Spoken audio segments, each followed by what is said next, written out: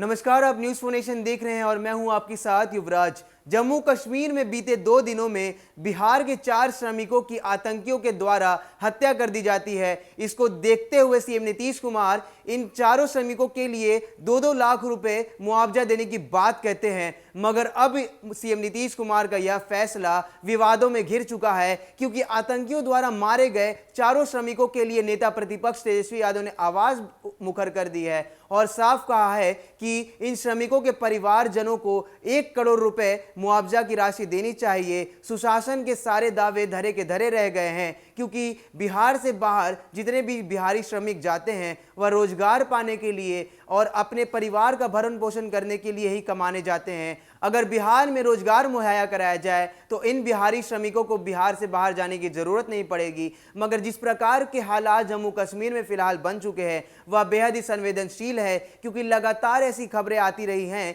कि जम्मू कश्मीर में कश्मीरी पंडितों को तो निशाना बनाया ही जा रहा है, मगर अब यह नया मुद्दा सामने आ गया है कि बिहार से गए जितने भी श्रमिक हैं अब वह वहां पे सुरक्षित नहीं है।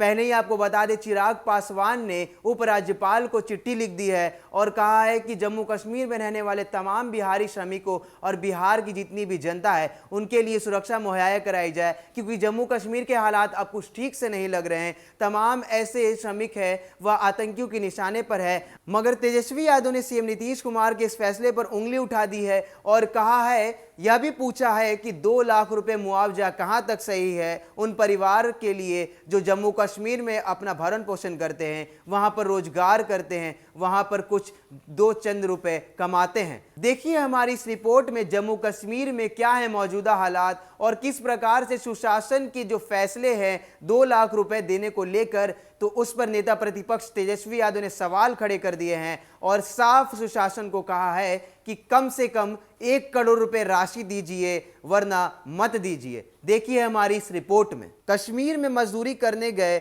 4 बिहारियों की हत्या को लेकर सियासत गरमा गई है। मामले में नेता प्रतिपक्ष ने इस पूरी घटना का ठीकरा नीतीश कुमार की सरकार पर फोड़ा है। तेजस्वी यादव ने बताया है कि 16 साल में किए जा रहे सुशासन के दावे के अनुरूप सचमुच रोजगार सृजन पर गंभीरता से कुछ भी किया होता तो इनकी भांति करोड़ों बिहारी वासियों को हर वर्ष पलायन के लिए विवश नहीं होना पड़ता।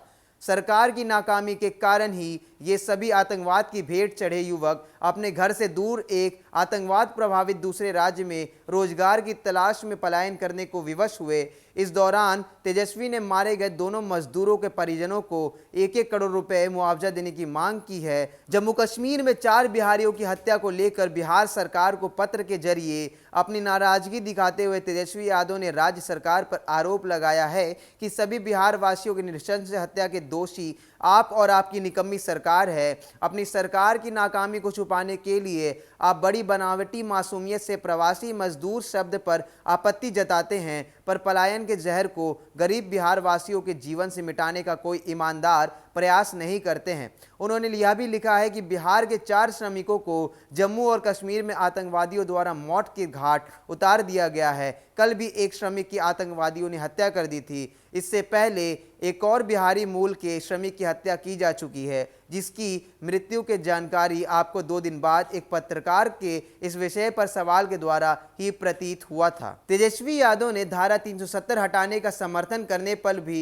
एनडीए सरकार से सवाल किए हैं। तेजस्वी ने लिखा है कि धारा 370 हटने से आतंकवाद का घाटी से अंत हो जाएगा। या एनडीए की सरकार ने तो खूब कहा था, खूब उछल कूद कर आपकी पार्टी ने बिना सोचे समझे लिए गए इस कदम का देश के लिए ऐतिहासिक दिन बताकर समर्थन किया था। जब सब कुछ इतना सामान्य हो चुका था तो क्यों आपकी सरकार में बैठे लोग दबी जुबान से जम्मू कश्मीर जाकर रोजगार तलाशने के लिए श्रमिकों की ही आलोचना कर रहे हैं। संभव है कि आपकी सरकार के द्वारा जमीनी हकीकत से दूर किए गए दावों के प्रभाव में ही इन श्रमिकों ने जम्मू कश्मीर जाने का मन बना लिया है। तो तेजस्वी यादव के द्वारा यह सवाल उठाया गया है कि अगर बिहार में रोजगार होता तो जितने भी बिहारी श्रमिक हैं उन्हें किसी और राज्य में जाने की जरूरत नहीं पड़ती। मगर आपको बता दें, जिस प्रकार के हालात फिलहाल जम्मू कश्मीर में बन गए हैं, वहां आपको बता दें पहले तो कश्मीरी पंडित आतंकियों के निशाने पर होते थे, मगर अब बिहार के श्रमिक आतंकियों के निशाने पर है।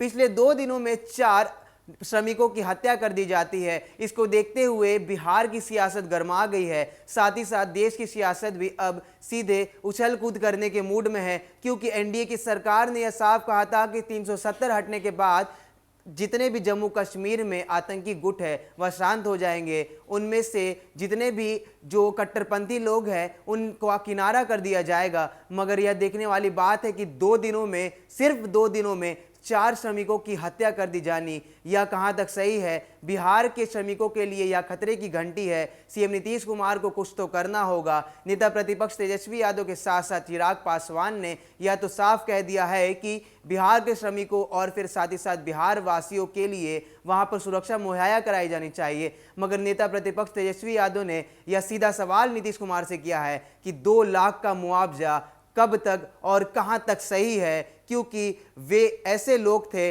जो बिहार से बाहर जाकर रोजगार तलाशने के लिए, कुछ कमाने के लिए वहां गए थे। आतंकियों ने वहां पर उनकी निर्मम हत्या कर दी है और सिर्फ 2 लाख का मुआवजा कहां तक सही है? सुशासन बाबू, आपको तो कम से कम 1 करोड़ रुपए का मुआवजा देना चाहिए था। तमाम खबरों पर रहने के लिए आप देखते रहिए न्यूज़ 4 नेशन। नमस्कार।